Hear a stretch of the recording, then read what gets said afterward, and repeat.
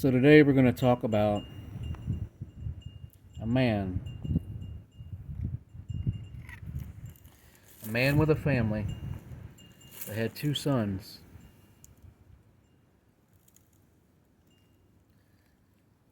The man himself grew up learning about God, learning to fear God, learning to love God. And even though he didn't live it all the time, he knew that he had to have a personal relationship with God to get anywhere in life. And he tried to tell his boys the same thing.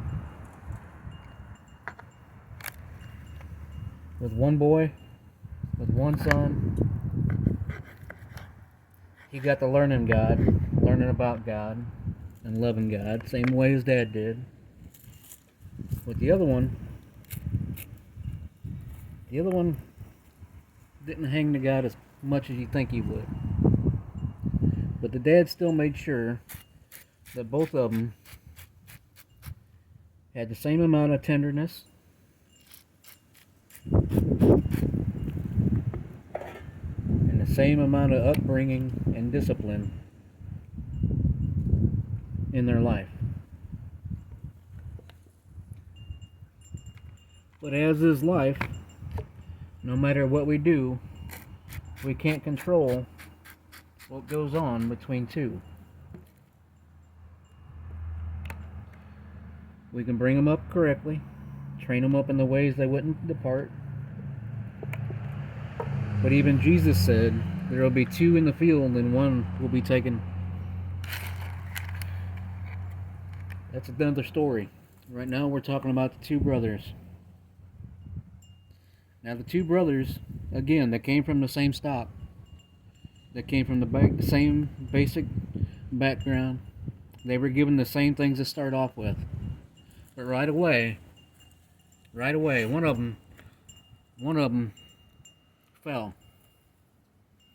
And in his fall, he picked himself up and saw the dirt on him. And he's like, "Father, I've fallen and I'm filthy. Please take care of this." So the father picked him up and brushed him off and washed away the filth. While the other brother was just sitting back, mocking him for being weak, for needing someone else to pick him up and to take care of him. But this brother never forgot. Then when he cried out to Father, who picked him up? Who wiped him off? Who cleaned up his mess?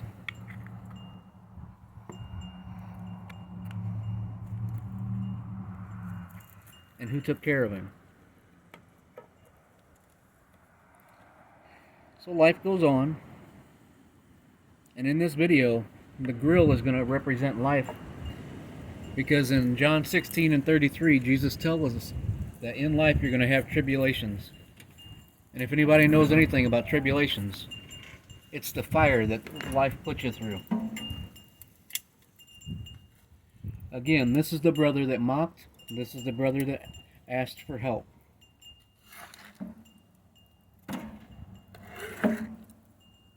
We all go through tribulations. It doesn't matter if we're Christians or if we're sinners.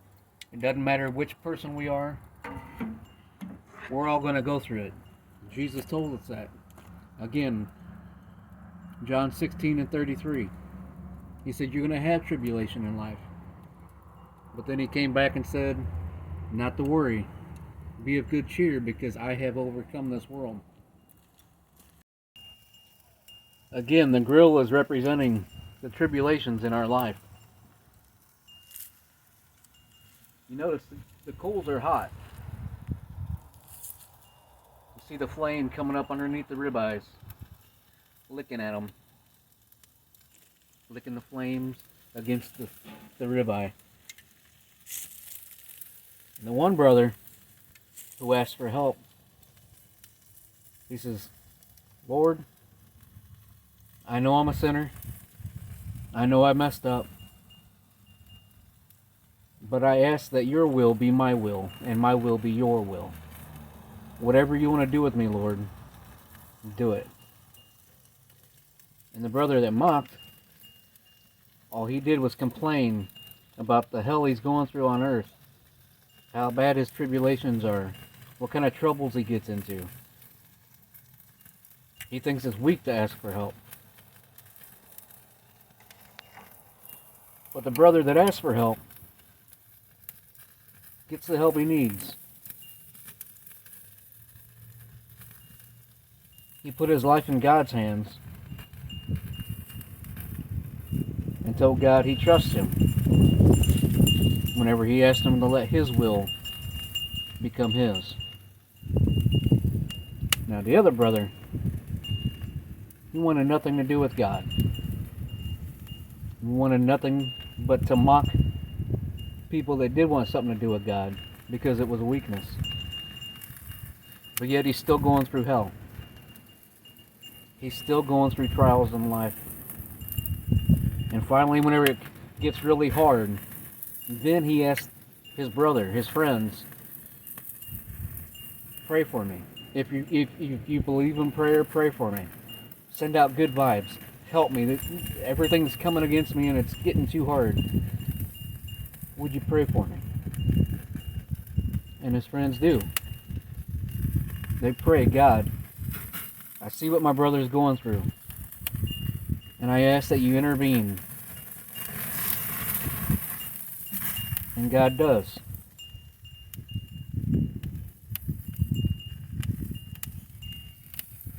But then the brother that mocked says, see there, I got through what I was going through. There's no reason for me to call on somebody that you keep calling on, thinking he's going to help you whenever I made it through it. I don't need this God that you keep talking to. This God doesn't exist. At least not for me. And he mocks him every chance he gets. He says, I want nothing to do with it. I don't need God in my life.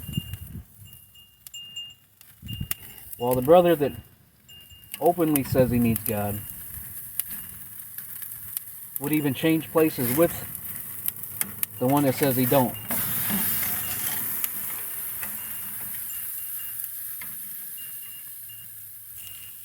And says, God, let some of his punishment be on me.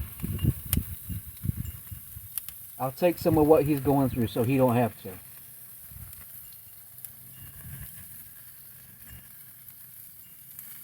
As long as your will gets done, I still relinquish my will to you. Father, do with my life as you would. And every time you turn around, everything that this man was going through, God was right there, making sure he didn't have more than he could handle. To where the other brother didn't want anything to do with God. So God let him do what he needed to. Let him be his own man. Let him do his own thing. Because after all, God gave us all free will. But the brother that believed and prays and stays in communion with God and talks to God and seeks God, even though he messes up, even though he started his walk falling off the path, he gives God full reign of his life. He knows that whatever he comes to, God is the reason for that outcome. But he trusts God. That even though he's going through the hell that his brother was going through, he's going through the flames of the fire and the tribulations, even though he knows regardless whatever happens, God is in control. And God wouldn't ask more of him than he could handle.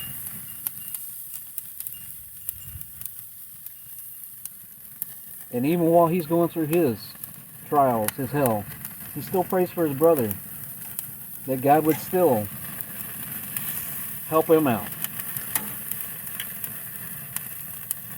Even though he knows he won't ask for it himself.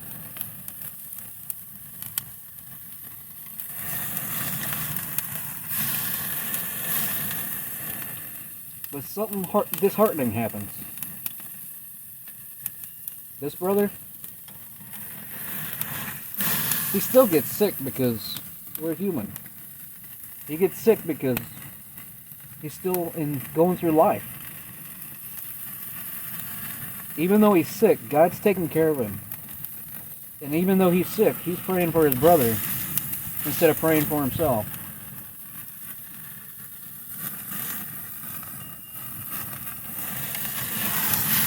But it got so bad that he asked God, if it's your will, that I be done with it.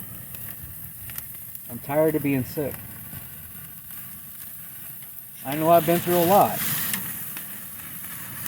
But Father, I'm tired. And if it's your will, let me be done.